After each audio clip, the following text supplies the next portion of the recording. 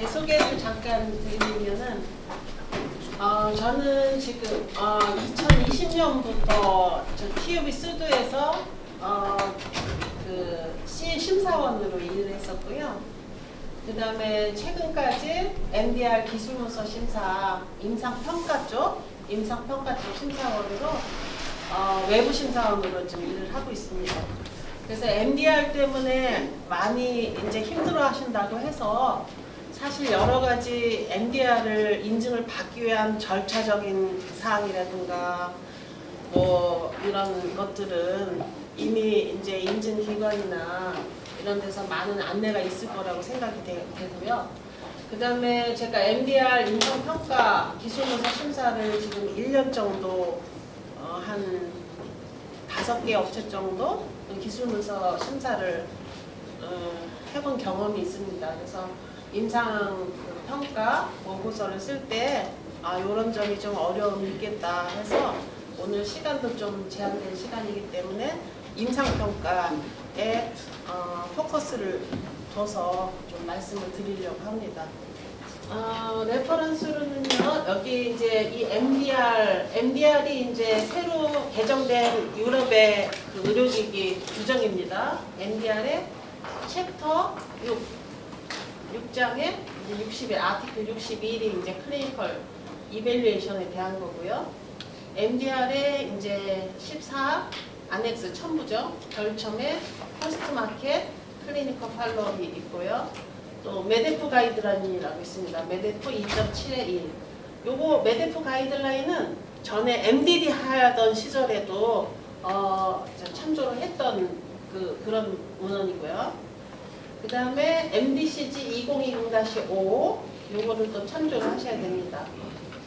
그리고 MDCG 2023-6 2020-13 그 다음에 BSI에서 나온 그 화이트 페이퍼를 좀 참조하면 좋겠다 해서 제가 레퍼런스를 달아놨습니다. 일단은 저도 뭐 컨설턴트로 지금 한 10년 정도 일을 하고 있는데 제조업체 입장에서는 그냥 컨설턴트를 써서 하면 되겠지 이렇게 하고 이제 또 많은 돈을 지불하고 이렇게 하시는데요. 일단은 이 레퍼런스가 되는 어떤 규정을 컨설팅을 맡기셔도 되는데 일단 자체적으로 이 규정을 좀 파악을 하고 제대로 좀 접근을 하셨으면 좋겠다 하는 생각이 듭니다. 자, 그러면 여기서 이제 이 임상평가라는 거에 그 목적을 좀 살펴보고 싶은데 여기 영어로 써놨고요. 제가 좀 해설을 써놨습니다. 해당 의료기기의 의도된 사용 목적과 임상적으로 얻을 수 있는 이점을 명확하게 식별한다. 이게 이제 목적이에요. 그래서 결국에 기술문서에 들어가야 될 임상평가 보고서는 우리 제품의 의도된 사용 목적이 어떻고 이렇게 사용했을 때 임상적으로 어떤 이익을 얻을 수 있는가에 초점을 맞춰야 되고 그리고 이렇게 이러이러한 임상의 이점을 가질 수 있다는 게 또 마지막에 결론으로 나와줘야 됩니다. 그래서 목적도 이렇고 결론도 이러저러해서 우리 거는 이익이 이렇게 많다 하는 걸로 마무리를 줘줘야 돼요. 자, 그러면 해당된 그 의도된 사용 목적으로 사용했을 때 임상적인 이점을 어떻게 갖느냐. 그러면 이걸 어떻게 결론을 도출하느냐. 이제 이게 지금 숙제입니다.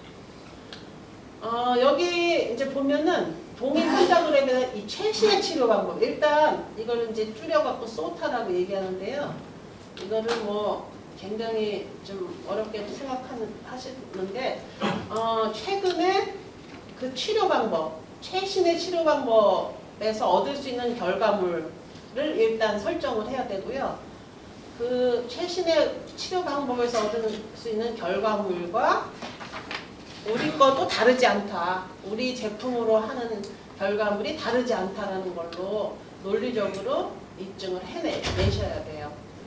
자, 그리고 동등 사용 제품, 그죠? 동등 제품과 비임상 자료를 포함한 데이터의 그 사용을 또 해서 근거를 제시하는데 비임상은 MDD 때 했던 자료 그대로 가져가시면 됩니다. 뭐 바이오 컴패터빌리티라든가 그죠? 여러 가지 그 동물 시험 자료라든가 이거는 다시 뭐 실험을 할 필요는 없을 것 같고요. 그래서 이런 내부의 성능 자료라든가 이런 건 충분히 활용을 하셨으면 좋겠고 그 다음에 이제 결론을 도출하시면 돼요. 그 결론에는 우리 거는 이렇게 안전하다. 이렇게 성능이 좋고 위험성 대비 이익이 이렇게 크다. 요 결론으로 일단 마무리를 해주셔야 돼요. 그럼 그 마무리, 그 결론이 얼마나 합리적이고 논리적인 그 방법에 의해서 나온 것인가. 그거를 처음과 끝을 맞춘다고 이렇게 좀 생각을 하시면 될 것 같고요. 자, 그래서 여기 객관적이고 과학적인 증거를 갖다가 모여서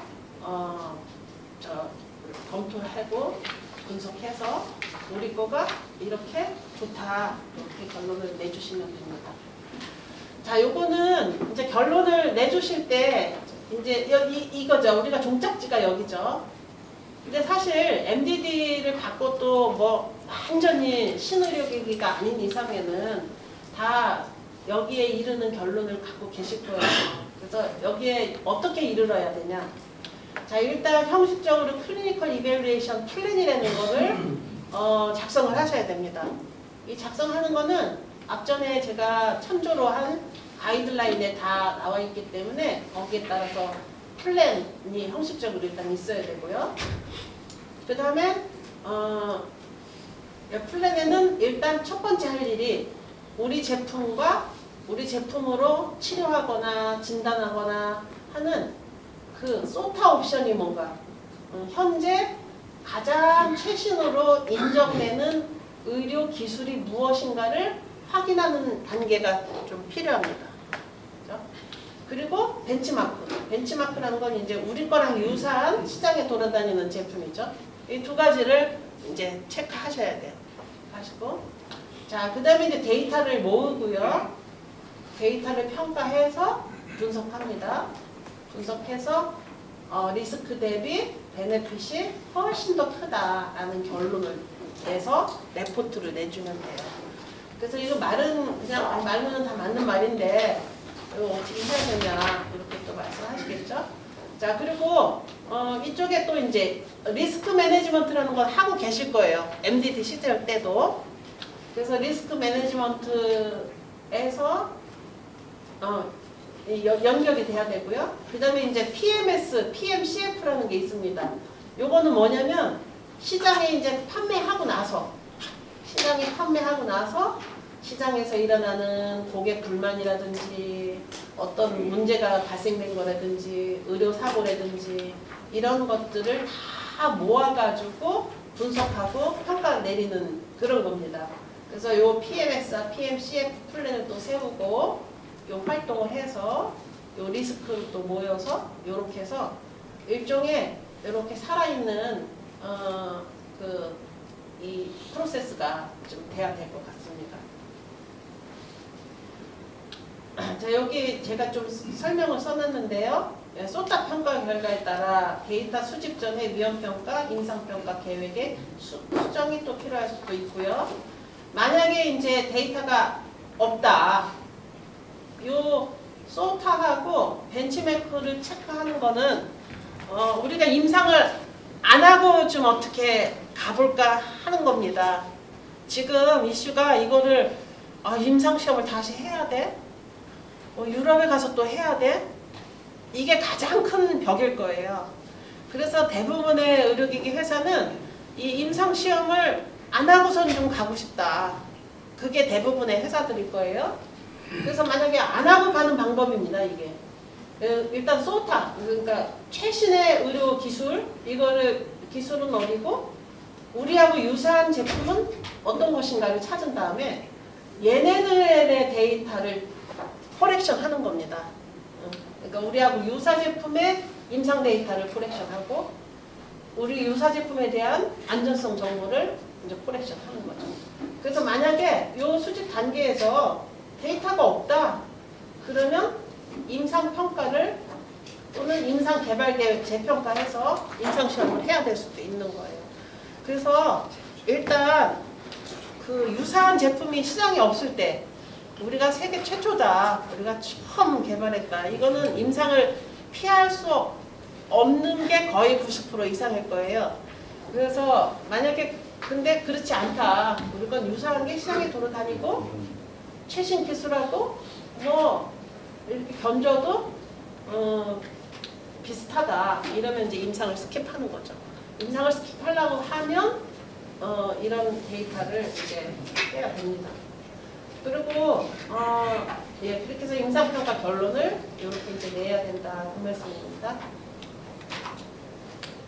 자, 그러면 임상평가 계획서에는 어떤 내용들이 들어가야 되냐? 의료기기의 규제에 있어서 첫 번째 단추는 인텐디드 유즈예요. 첫 번째 단추는. 그래서 우리의 사용 목적과 또 인디케이션, 컨트라 인디케이션 이렇게 사용하세요. 이렇게 사용하면 안 됩니다. 그리고 그 다음에 우리 거를 사용하면은 이렇게 임상적으로 이런 이익을 얻을 수 있습니다 라는 게 규정이 돼야 되고요. 그래서 우리는 임상적으로 우리 제품을 쓰면 이렇습니다 라고 임상에 대한 그 주장을 하게 됩니다. 그리고 사용, 얼마 동안 사용하는가 이런 것들을 일단 확인한 다음에 플랜을 만들면 되겠습니다.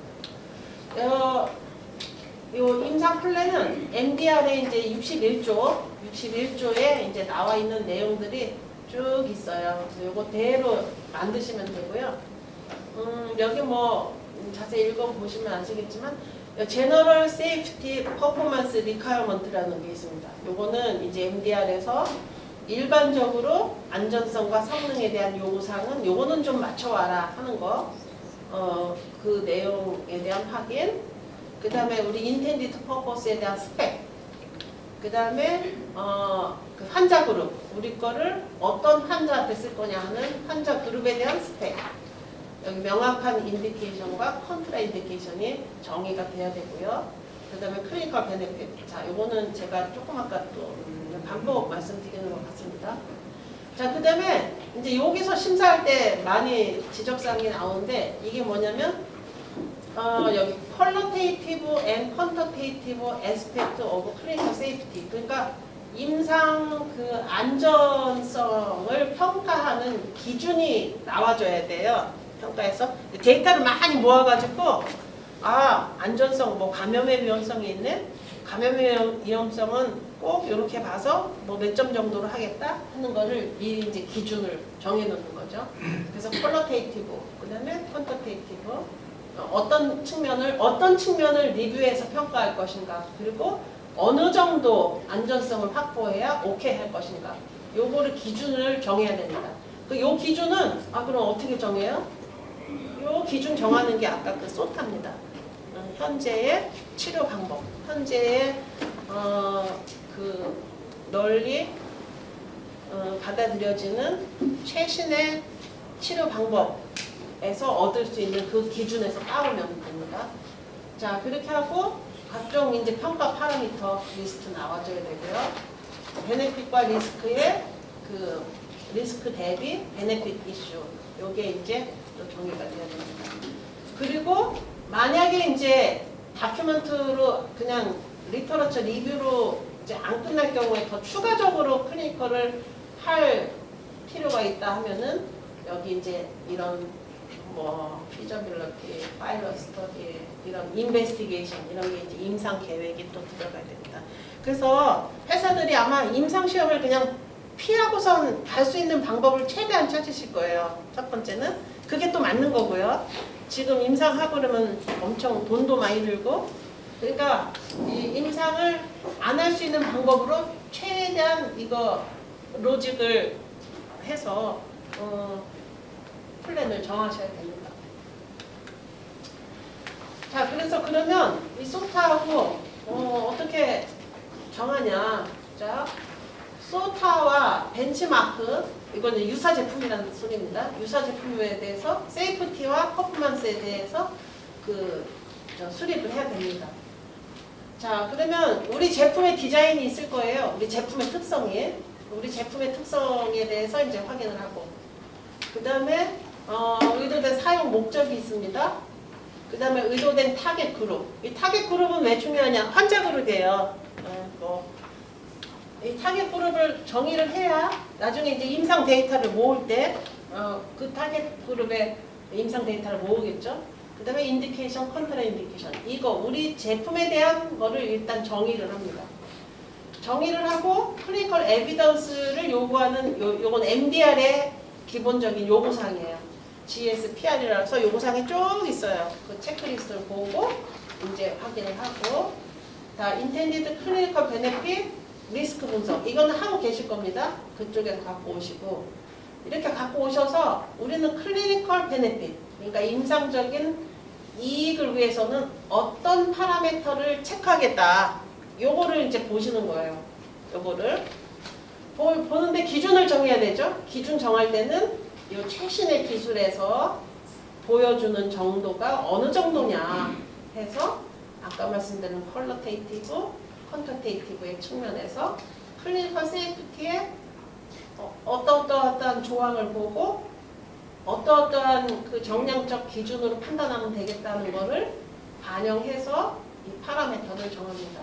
그래서 이 파라미터를 평가하기 위해서 이제 진행을 하시면 되는데 임상을 하거나 아니면 문헌 검색으로 해서 하거나 플러스 판매 후 정보를 모아서 이거 봐라 이렇게 우리 거는 임상적으로 이익이 높지 않냐 이렇게 결론을 맞춰주셔야 돼요. 그래서 제가 그냥 심사원이긴 하지만 이거를 논리적으로 맞추는 게 굉장히 좀 중요하다 힌트를 드리면 그래서 이게 논리적으로 맞추지를 못하면 그 심사원들이 그 레포트 쓰는 보고서를 옛날에는 좀 자유롭게 썼거든요.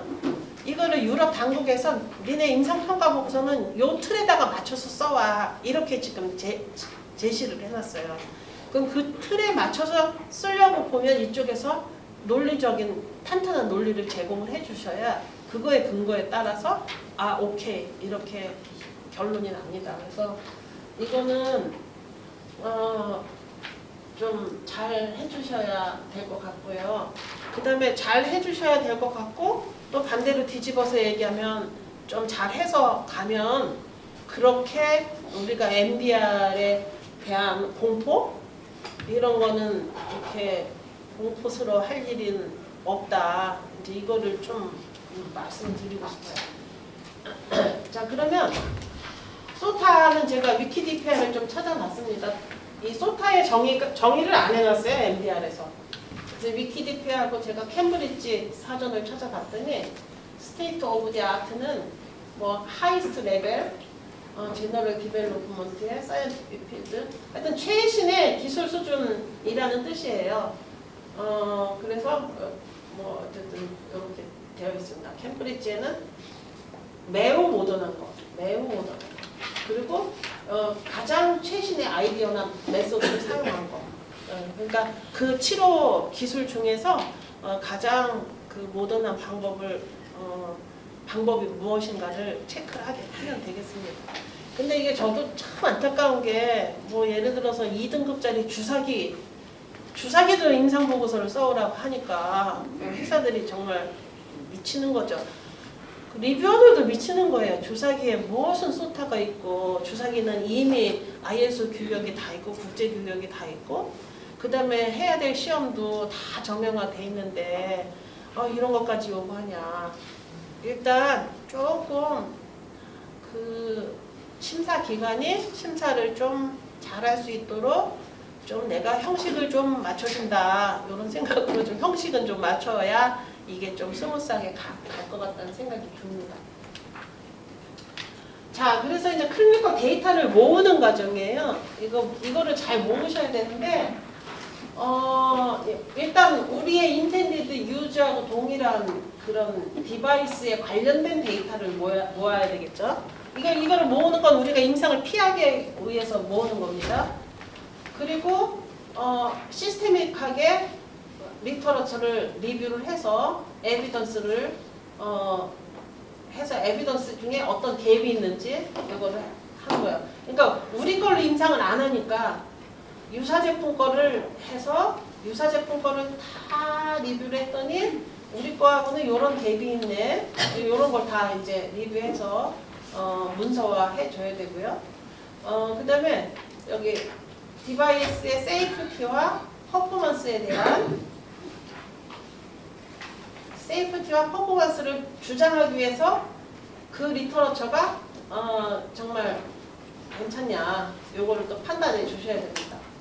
그렇게 해서 만약에 안 된다 그러면 그때 클리니컬 인베스티게이션은 임상을 하라는 얘기예요. 그때 이제 임상을 하라 이렇게 되어 있습니다.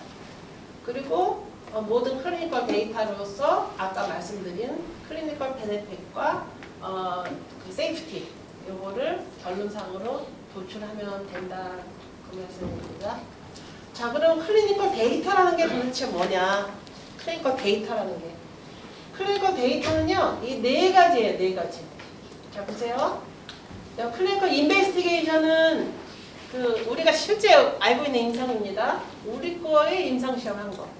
자, 그러면 우리 임상시험 좀 안 하고 갈란다. 그러면 요 나머지 세 가지를 활용하라는 거예요. 자, 요건 우리 임상. 요거는 다른 다른 제품의 임상이에요. 자, 디바이스 인 퀘션이 우리 겁니다. 우리 거하고 동등한 디바이스에 대한 임상 시험이나 다른 스터디. 그래서 대부분 요거를 활용하실 거예요. 요거 두 번째. 그다음에 세 번째는 이제 사이언티픽 리터러처인데 다른 클리니컬 엑스피리언스예요. 요거는 그래서 일단 퍼블리시된 리터러처인데 임상 연구는 아니고 임상 그 경험에 대한 다른 퍼블리시된 레포트도 활용하라 이렇게 됩니다. 그리고 기타 판매하고 나서 이제 얻어진 시장 판매한 다음에 얻어진 그 인포메이션도 활용하라 이렇게 돼 있어요. 그러면 여기 보세요. 두 번째하고 이제 세 번째를 활용하려고 보면은 여기서 키워드는 이제 이퀴발런스입니다. 이퀴발런스. 자, 우리 제품과 이퀴발런스한 다른 제품에 대한 임상을 활용해라. 여기도 디바이스 인 퀘션 이게 우리 제품이죠. 우리 제품에 관련 우리 제품과 동등성이 데몬스트레이션 된 의료기기의 경험을 활용하라 이렇게 돼 있어요. 그래서 여기 그럼 중요한 건 뭐냐? 쟤네 거하고 우리 거하고 이퀴발런스 하다. 쟤네 거하고 우리 거하고 이퀴발런스 하다. 이거를 증빙을 해야 되겠죠? 이게 되게 중요해요. 다 열심히 평가 레포트를 써왔는데 이퀴발런트 안 한 거예요. 이퀴발런트 안 하면 이게 인정이 안 됩니다. 자, 그럼 이퀴발런스라는 뭐냐? 이거를 잘 보셔야 되는데 이퀴발런스에 대해서는 MDCG 2020-5번 여기를 활용하시면 됩니다. 여기에 이퀴발런스에 대한 가이드라인이고요. 이 동등성은 이 세 가지 측면의 동등성입니다. 테크니컬 캐릭터리스틱, 바이올로지컬 캐릭터리스틱, 클리니컬 캐릭터리스틱. 자, 세 가지 측면에서 동등해야 동등성을 인정받을 수 있습니다. 자, 여기서 첫 번째 테크니컬 캐릭터리스틱에서 이제 중요한 거는요. 여기 similar condition 유사한 사용 조건에서 사용된다 하는 게 중요하고요. 그 다음에 소프트웨어 알고리즘 여기 있죠. 유사한 스펙, 그 다음에 그런 유사한 성질, 피지오 케미컬하게 유사해야 되고 에너지의 강도도 유사해야 되고 인장 강도, 뭐 비스코시티, 그 다음에 어떤 표면에 대한 특성, 웨이브랭스, 그 다음에 여기 소프트웨어 알고리즘도 유사해야 된다 이렇게 돼 있습니다. 근데 여기 지금 아까 소프트웨어의 대표님도 오신 것 같은데 여기 소프트웨어 알고리즘의 기능적 원리와 소프트웨어 알고리즘의 임상적 성능, 의도된 목적을 고려해서 공정성을 입증해야 된다. 그리고 여기 소프트웨어 안전한 설계 및 검증을 위해 국제 표준에 따라 개발된 것은 입증을 안 해도 된다. 이렇게 돼 있습니다. 이 국제 기준이라는 게 아마 제 생각에는 62304라고 생각이 돼요. IEC 62304. 네, 그래서 여기 일단 요거는 이제 MDR이고요. 그다음에 메데브라는 가이드라인에는 또 이렇게 써 있습니다. 요걸 참조해 갖고 테크니컬하게 우리는 유사하다. 요거를 입증시켜야 됩니다. 자, 그다음에 바이올로지컬인데요. 바이올로지컬은 이제 지금 뭐 덴탈 치과 재료 주로 이제 케미칼 바이올로지컬한 물질로 된 회사들이 문제인데 여기 지금 중요한 건 세임 머티리얼이어야 됩니다. 여기 세임.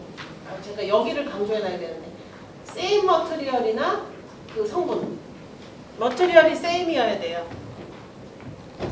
그래서 이 부분이 아마 뭐 치과 재료 하시는 회사들도 보통 재료로 된 의료기기에는 뭐 한 가지 성분만 100% 있는 게 아니고 여러 가지 이제 성분들이 혼합해서 이제 들어가 있을 텐데 그 혼합 비율조차도 동일하다는 걸 입증하셔야 돼요. 이거는 정말 중요하십니다. MDD 할 때는 쟤네도 무슨 타입의 폴리머고 우리도 뭐 이렇게 해서 그죠 모노모죠. 이런 모노에서 폴리머라이제이션해서 이렇게 되는데 쟤네 거랑 우리 거랑 비슷한 타입이야. 이게 오케이가 됐어요. MDD 때는. MDR에서는 물질이 같지 않으면 오케이가 안 됩니다. 전기전자 얘기하는 게 아니고 이제 주로 용품 쪽이죠. 그래서 이 부분을 이제 입증을 해야 되는데 그러면은 경쟁사의 그 물질 정보를 어떻게 알 수 있을까? 그죠? 그거를 뭐 사용 설명서나 FDA의 무슨 510K 자료나 이런 데서 알 수 있으면 모르겠지만 알 수 없을 경우에는 하여튼 동일하다는 거를 입증을 하셔야 돼요. 그래서 제가 심사한 회사들 몇몇은 실제 물질 그 성분 분석을 해서 레포트를 해서 제출하는 경우도 있습니다. 자, 그리고요. 여기 체외진단 시약은 해당이 없는 겁니다. 오늘은 체외진단 시약은 얘기가 아니에요. 그리고 그러면 머티리얼이 다 어떻게 똑같냐? 이 머티리얼은 이 컨택하는 그러니까 인체에 접촉하는 물질을 말하는 겁니다. 그래서 이 부분이 되게 중요하다 그런 거고요. 옛날에 이제 메데프 2.7.1에 요 익셉션이 있는데 요거는 인정을 안 한다 이렇게 되어 있습니다. 자, 그래서 동일한 물질과 성분과 유사한 물질의 방출 특성을 구분하는 것은 원료가 동일한 경우에도 가공, 설계, 사용 환경이 작은 변화를 갈 수 있다는 점을 고려해서 다룰 수 있다는 거죠. 그리고 ISO 10993 요거 바이오 컴패터빌리티였죠.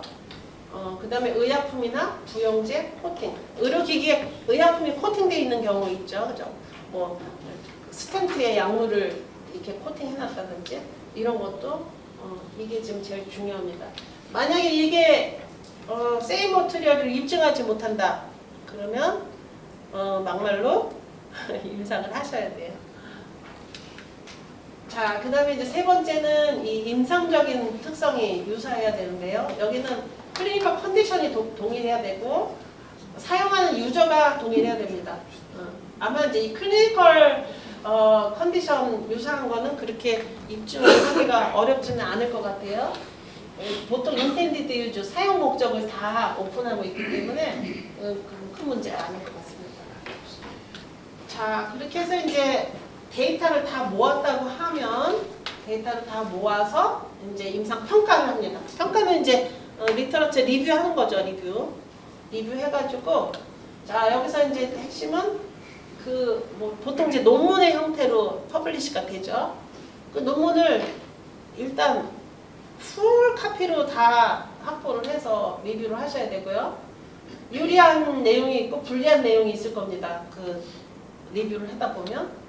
그러면 유리한 거 불리한 거 다 빼지 말고 이제 집어넣어야 된다. 이제 그거고요. 그다음에 MEDF 2.7.1항의 가이드라인에 따라서 이제 평가를 하라 이제 이렇게 되어 있습니다. 자, 그러면 이제 리터러처 서치를 하셔야 돼요. 이게 굉장히 좀 귀찮은 일인데요. 저는 이 MDR도 그렇고 IVDR도 그렇고 굉장히 이 법에 대해서 굉장히 회의적인 사람인데 일단은 되게 사이언티픽하게 이제 접근을 하고 있습니다. 특히 MDR은. 그래서 여기 이제 MEDF 이게 뭐냐면 니네가 좋아하는 거 유리한 데이터만 쏙 골라다가 레포트 써서 내지 말라 이 얘기예요. 그래서 리터러처 서치를 그냥 주관적으로 하지 말고 객관적인 잣대를 가지고 하라 이제 이렇게 요구하고 있습니다. 그래서 리터러처를 서치하고 리뷰하는 그 가이드라인이 여기 요 가이드라인을 그대로 활용하시면 되겠습니다. 여기 보면 이제 첫 번째 퍼티넨트 데이터를 먼저 확인해가지고 스스로 자체 데이터 다 가져오고요. 리터러처에서 가져온 데이터 가지고 이제 평가를 어떻게 할 것인가, 분석을 어떻게 할 것인가 하는 것이 이 가이드라인에 나와 있습니다. 자, 그럼 그 가이드라인에서 말하는 사이클을 이거를 좀 요약해 보면요. 이런 순서로 해야 됩니다. 첫 번째, 자 플랜을 세워야 되겠죠. 아까 우리 플랜 세웠습니다. 플랜 세워야 되고, 자 그다음에 우리가 갖고 있는 데이터가 어떤 건가 데이터를 갖고 와야 되고요. 자 갖고 있는 데이터를 평가해가지고 분석해서 결론을 내는 과정을 정의를 하고 있습니다. 그래서 첫 번째는 이제 데이터를 갖다가 활용 가능한 데이터를 확인하라 하는 거예요. 그래서 이 데이터 확인은 보통 이제 리터러처 서치를 하는데 뭐 이게 메타 아날리시스라는 말도 또 쓰긴 하더라고요. 굉장히 객관적이고 치우침이 없고 체계적인 서치를 해야 된다. 체계적인 서치를 해서 리뷰를 해라 하는 것 4가지 또 방법을 제시하고 있습니다. 뭐 이거는 그 메타 아날리시스에서 많이 쓰는 4가지 이제 기법이 되더라고요.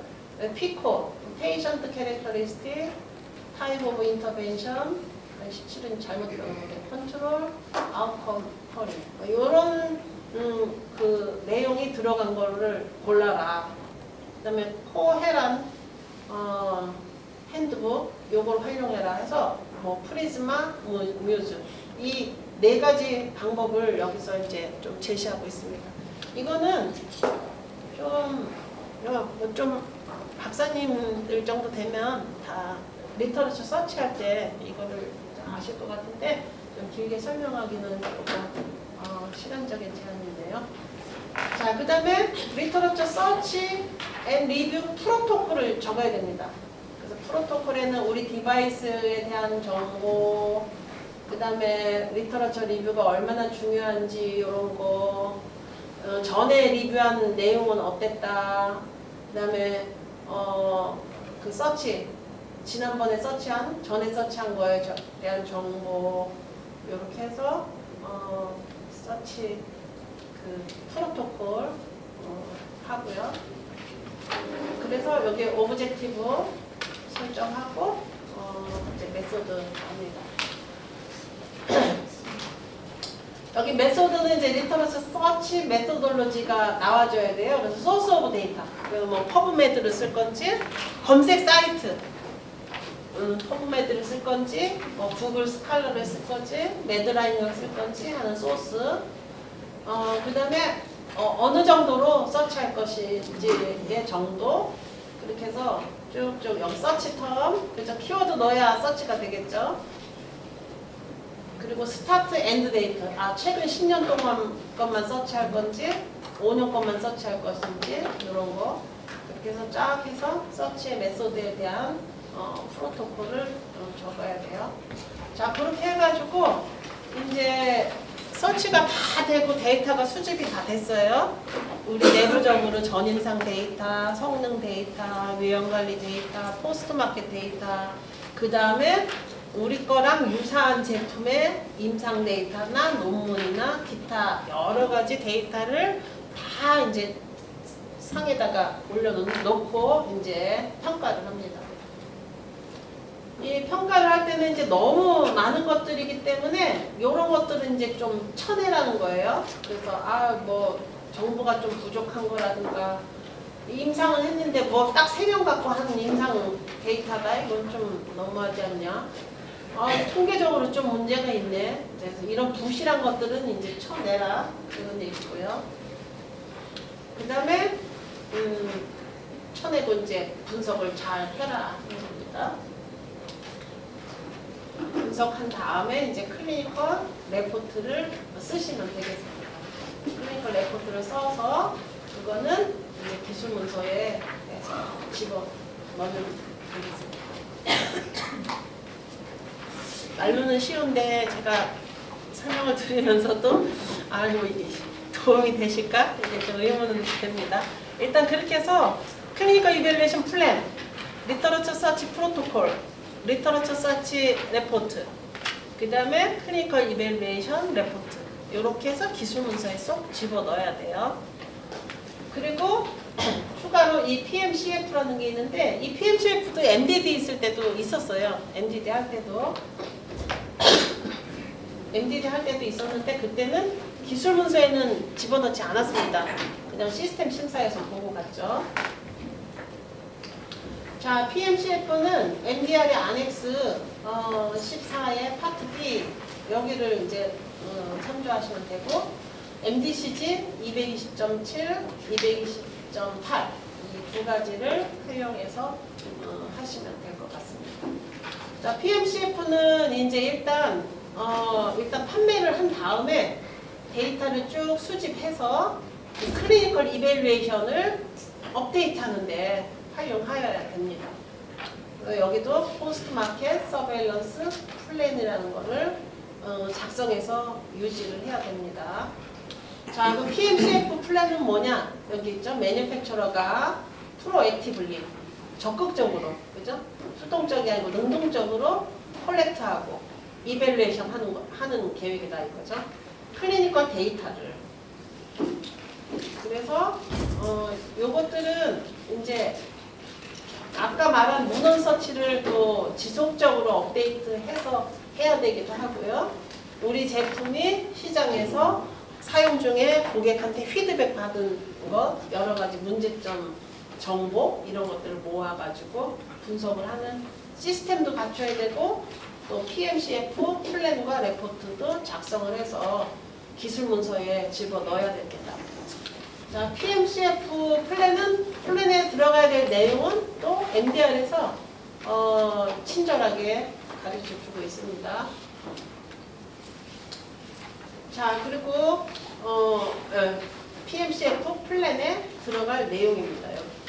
자, PMCF를 하는 일반적인 방법과 절차가 있어야 되고요.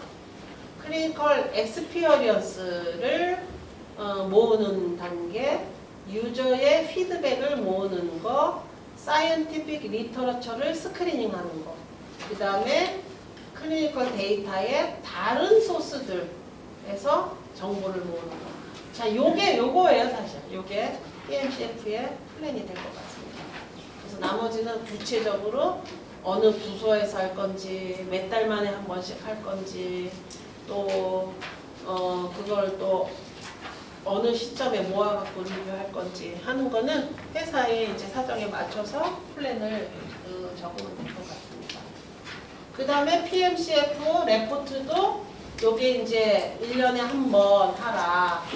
그 다음에 1, 2등급은 뭐 PMS 레포트만 내도 된다. 3, 4등급은 PMCF 레포트를 1년에 한 번씩 내라. 이제 하는 것들이 있습니다. 그래서 PMCF 플랜에서 얻어진 정보들을 활용해서 리뷰하고 또 레포트를 써야 되겠습니다. 자, PMCF 플랜하고 레포트는 아주 친절하게 여기 아까 MDCG 2020-7하고 8에서 제시를 해주고 있어요. 그래서 그 양식 그냥 다운받아가지고 쓰시면 될 것 같습니다. 여기까지인데